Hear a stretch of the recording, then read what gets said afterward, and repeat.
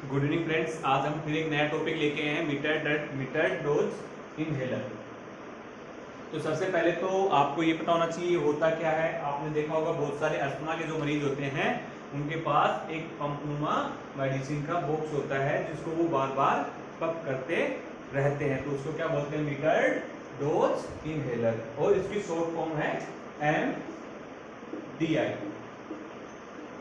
MDI के नाम से भी इसको जाना जाता है। तो ये चीजें हैं बहुत ज्यादा इंपॉर्टेंट, और आपको ये बहुत रखनी है कि इसको शॉर्ट फॉर्म में क्या बोलते हैं, MDI भी बोलते हैं। तो मोस्टली ये जो है, ये जो मेडिसिन देने के लिए जो जिस इंडिकेशन में काम आती है वो होता है अस्थमा। तो इंडिकेशन क्या होगा इसका,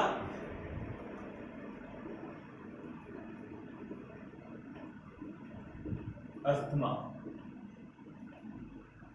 अब इससे मोस्टली दो मेडिसिन हम पेशेंट को एडमिनिस्टर करते हैं। वो कौन कौन सी मेडिसिन है, एक होती है ब्रोंकोडायलेटर और जो दूसरी अपनी मेडिसिन होती है वो होती है कोर्टिकोस्टेरॉइड। कोर्टिकोस्टेरॉइड और ब्रोंकोडायलेटर दोनों ही हम इसके द्वारा देते हैं। तो ये चीज भी है बहुत ज्यादा इंपॉर्टेंट। तो मैं आपको थोड़ा स्टेप बाय स्टेप इसके बारे में बताऊंगा कि ये कैसे क्या यूज करते हैं। MDI जो है अपना अस्थमा में यूज करते हैं, और इसमें हम दो मेडिसिन एडमिनिस्टर करते हैं। पहली जो है वो होती है ब्रोंको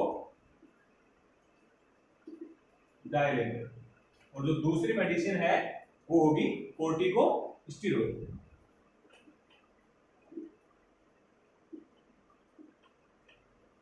ये दो मेडिसिन हम MDI के द्वारा किसी भी पेशेंट को देते हैं। तो इसमें अगर आपको कई बार एक क्वेश्चन पूछ लिया जाता है कि पहले कौन सी मेडिसिन देते हैं, ब्रोंकोडायलेटर देते हैं या कोर्टिकोस्टेरॉइड देते हैं। कई जगह देखा होगा किसी को भी मतलब घर पे जो लोग एडमिनिस्ट्रेट करते हैं उनको प्रॉपर नॉलेज नहीं होता है, तो कई बार वो मतलब मेडिसिन है सही से नहीं दे पाते हैं। कभी वो कोर्टिकोस्टेरॉइड ले देते हैं, कभी वो ब्रोंकोडायलेटर दे देते हैं, कभी कभी दोनों ही मेडिसिन को वो मिक्स करते रहते हैं कि पता नहीं चलता उनको कितना इनके बीच में ड्यूरेशन रखना है और कब कब ये देनी चाहिए और कौन सी पहली देनी चाहिए। तो इसमें एक बात है बहुत ज्यादा इंपॉर्टेंट, वो आपको क्या रखनी है, याद।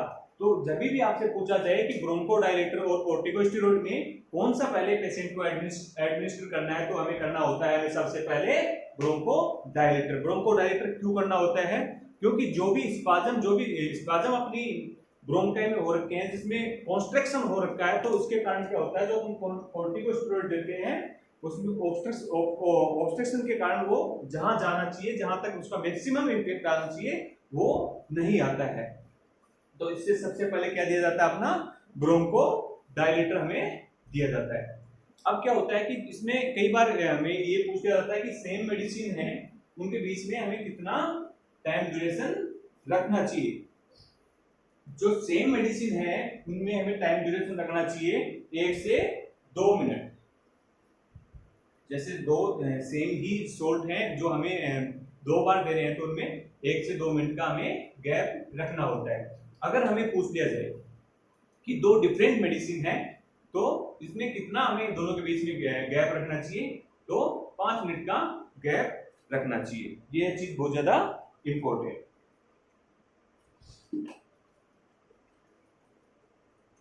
तो इतना तो क्लियर हो गया होगा कि MDI किस इंडिकेशन में दिया जाता है। MDI दिया जाता है अस्थमा में।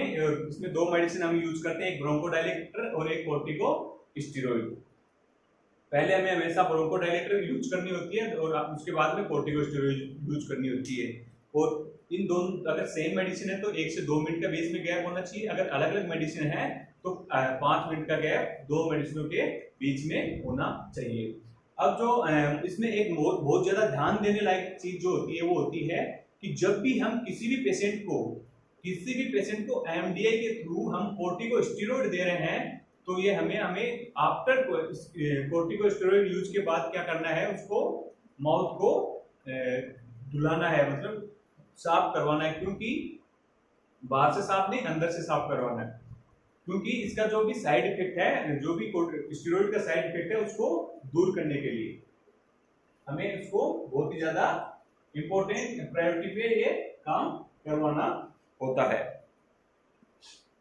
अब मैं आपकी कुछ स्टेप है एमबीए की, वो स्टेप बाय स्टेप कुछ समझाना चाहता हूं। स्टेप्स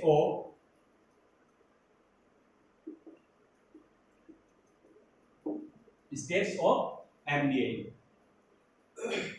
तो सबसे पहले किसी भी मेडिसिन को हम एडमिनिस्ट्रेट करते हैं तो सबसे पहले एक ही स्टेप जो है वो बहुत ही मोस्ट इंपोर्टेंट होती है, वो होती है वॉश हैंड या हैंड वॉशिंग।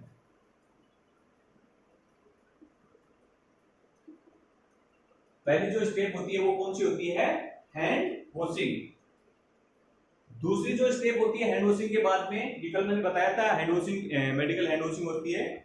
और जो इसके बाद में दूसरी जो स्टेप होती है वो कौन सी होती है? अपनी डीप ब्रीथ करने के लिए उसको बोलेंगे।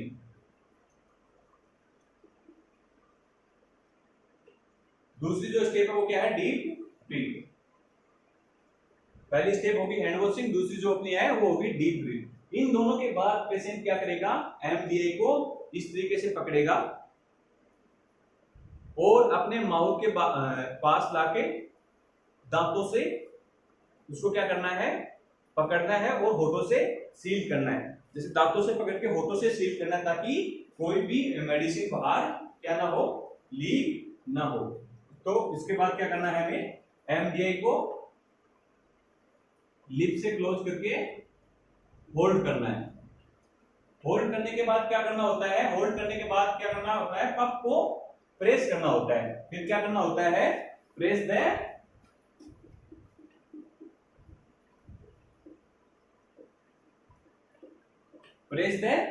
पफ को प्रेस करने के बाद उसको कंटिन्यूसली, पेशेंट को क्या बोलते हैं? कंटिन्यूसली आपको 5 सेकंड के लिए इंस्पायरेशन कंटिन्यू रखना है और कंटिन्यू रखने के बाद 10-15 सेकंड तक उसको होल्ड करने के लिए हम बोलते हैं। और उसके बाद जो भी अपना इंस्पायरेशन किया था उसको रिलीज करने के लिए बोल दिया जाता है। अगर फिर से हमें रिपीट करनी है सेम मेडिसिन, अगर रिपीट करनी है तो सेम प्रोसीजर यही फॉलो होगा, लेकिन सेम मेडिसिन है तो 1 से 2 मिनट का टाइम हमें लेना है। अगर अलग अलग मेडिसिन है तो 5 मिनट का टाइम हमें दोनों मेडिसिन के बीच में लेना है।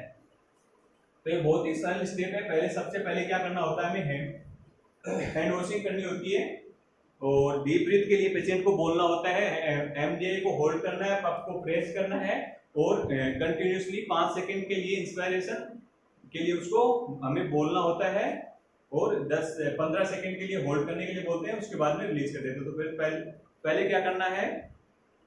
Hand washing. दूसरी जो क्या करनी है? डीप ब्रीथ के लिए हमें उसको बोलेंगे। डीप ब्रीथ के बाद में क्या गया? एमडीए को होल्ड करेंगे, पफ को प्रेस करेंगे, पफ को प्रेस करने के बाद 5 सेकंड तक कंटिन्यूसली इंस्पायरेशन करेंगे और उसके बाद 15 सेकंड के लिए एक जगह होल्ड करेंगे इंस्पायरेशन को और देन आप उसको हम रिलीज कर देंगे। ये एक छोटी सी स्टेप है और बहुत ही इजी स्टेप है, समझने में आसानी आपको रहेगी। मैं आशा करता हूं कि ये टॉपिक आपको बहुत अच्छा लगा होगा और अच्छे तरीके से मैंने समझाने की कोशिश की है। कोई भी दिक्कत लेके एमडीए रिलेटेड तो आप कृपया अपने कमेंट बॉक्स में जाके कमेंट कीजिए और मेरे को मतलब कुछ भी सुधार करने की कोशिश है कि इसमें कुछ भी गलती आपको टॉपिक में लगे तो आप मेरे को जरूर बताइएगा। एमडीए एक छोटा सा टॉपिक है, मिडल डोज इनहेलर। मैं आशा करता हूँ आप सबको समझ में आया होगा और मैंने बहुत ही छोटे से सेशन में आपको समझाने की कोशिश की है। कई बार एग्जाम में इसके क्वेश्चन आ जाते हैं तो मेरे को विश्वास है कि आप आने वाली एग्जाम में कोई भी क्वेश्चन इससे रिलेटेड कभी भी गलत नहीं करोगे। नेक्स्ट हम दूसरा टॉपिक अभी डिस्कस करेंगे कोविड-19 वैक्सीन के बारे में। ठीक, धन्यवाद।